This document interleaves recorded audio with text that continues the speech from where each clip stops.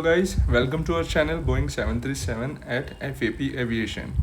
Today in this video, we will talk about memory items APU Fire. In this video, we will cover APU, a little background about the APU, the fire detection, APU fire extinguishing, what are the components of APU fire extinguisher system, and then finally the APU memory item. First, we'll take a look of the memory item. APU memory item. Condition: fire is detected in the APU. APU fire switch. This is our APU fire switch. APU fire switch confirm. Other pilot will say confirmed. Pull, rotate to stop and hold for 1 second. APU switch. This is our APU switch. Off. So end of memory item APU fire checklist. But we will try to cover a little detail of what happens with all these actions. So first we will take a look of the panels and the parameters to observe. So in the forward overhead panel, we have our APU panel. Then below that, in the glare shield, fire warning light, master caution, and in the annunciator, we'll have our APU light. When the APU fire is detected, so this light will illuminate. And the third and the last one is our aft electronic panel, in which we have our fire detection panel. So with that, let's jump into, we'll start with the background of APU introduction. So as we know, APU auxiliary power unit is a self-contained gas turbine engine installed within a fireproof compartment located in the tail of the airplane. So as we can see at the tail of the airplane, this is my APU. This is its cooling air inlet and exhaust outlet. APU supplies bleed air for engine starting or air conditioning. We know on the ground before starting of our engine, we use bleed air from the APU, and this is used for the air conditioning and electrical source also. All the electrical power is being taken from the APU before start of our engine, or if we have not taken electrical power from the ground handling car. So an AC electrical generator on the APU provides an auxiliary APU power source. We also have a limitation. We have tried to cover that also for the APU usage. In flight, APU bleed and electrical load, it is available till maximum 10,000 feet. On ground, APU bleed plus electrical load is available till maximum altitude 15,000 feet. APU bleed maximum 17,000 feet and APU electrical load maximum 14,000 feet. Okay. APU operation, how does it operate? APU starts and operates up to the airplane maximum certified altitude, as we all know. The APU supplies bleed air for both air pack conditioning packs on the ground or one pack in the flight. So at the ground, it supplies bleed air for both air conditioning packs, but in the flight, only for one pack. Both transfer buses can be powered on the ground or in the flight. Okay.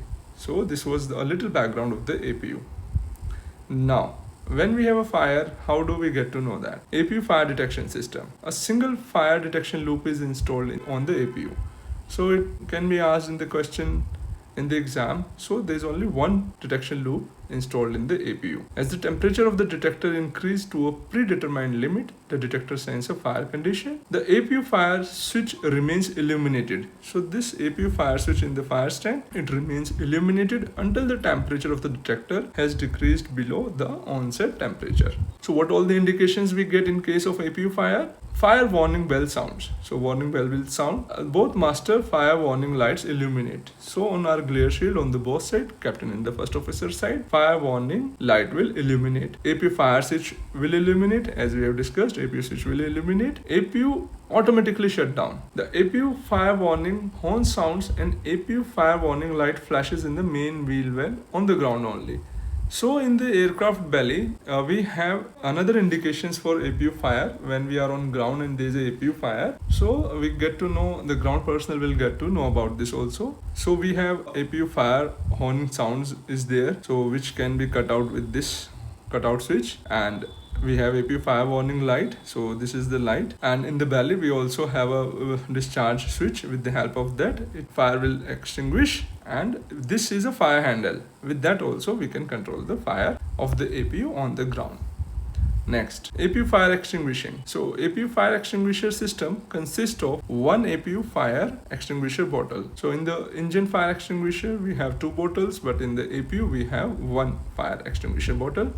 an APU fire switch, as we have talked about it, APU bottle discharge light, and extinguisher test switch. Now, APU ground control panel located in the right main wheel well also contains an APU fire warning light, APU bottle discharge switch, and APU fire control handle. This red handle is fire control handle, and APU horn cutout switch. This number 3rd, APU horn cutout switch. The APU fire switch is normally locked down to prevent inadvertent shutdown of the APU. So generally APU fire switch is in the locked position. Illumination of APU fire switch unlock the switch. The switch may be unlocked manually. Pulling the APU fire switch up. So in our memory item, as we went through when we saw APU fire switch confirm pull. So this first, just with the pulling, what all happens? Pulling the APU fire switch up provides backup for automatic shutdown procedure. So with pulling that, the APU automatic shuts down. Deactivates the fuel solenoid and closes the APU fuel shutoff valve. Closes APU bleed air valve, closes APU air inlet door, trips the APU generator, control relay and breaker. So no more, now it's automatic shutdown, it cannot provide the electrical load. So APU generator control relay gets trips off. Allows APU fire switch to be rotated for the discharge. So now, since we have pulled it up, it is unlocked and it can be rotated for the discharge. Just by pulling it, it arms the APU fire extinguisher bottle squib. So it is in the arm position. By rotating, it can be discharged. Now we'll come with all the background knowledge. Now we'll try to understand. We'll go through each step of memory item. So APU fire memory item condition. APU fire is detected in the APU, as we have seen with the APU fire detection. What all will happen? The fire warning bell will sound, master fire light, master caution, fire APU in the annunciation, APU fire switch will illuminate. All these are the indication of fire is detected in the APU. So APU fire switch confirm, other captain will say confirmed. Pull, rotate to stop. Here it has been shown, rotate to stop and hold for 1 second. Another step, APU switch off. We put the APU switch to off. And below here also we have tried to talk about in detail what all these actions will do. Rotating the APU fire switch in either direction electrically fires the squib, discharging the extinguishing agent into the APU. APU bottle discharge light illuminate. So I'll zoom and show it to you. This on the control, on the fire panel, this APU bottle discharge light is there.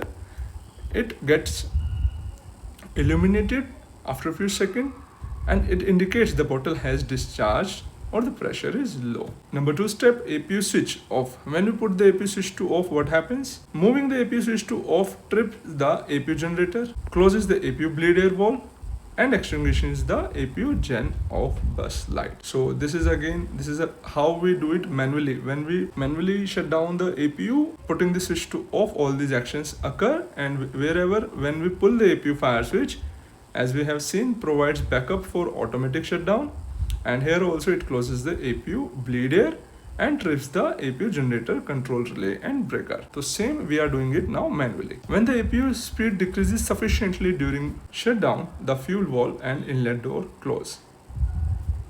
If the fuel valve does not close, the fault light, so here in this again fire panel, this fault light, it will illuminate when the fuel valve does not close. So since I took this as an opportunity to discuss a little detail, so this is what happens when the speed of the APU has come down and this fuel valve is not closed. So this is the fault light illuminate after 30 seconds. An immediate shutdown can be accomplished by pulling the APU fire switch. So when we pull the APU fire switch, as we have already talked about it, pulling the APU fire switch provides the automatic shutdown feature. So guys, this was a little extra what's happened in the background when we run our memory item of APU fire. So with that, we will conclude our APU memory item.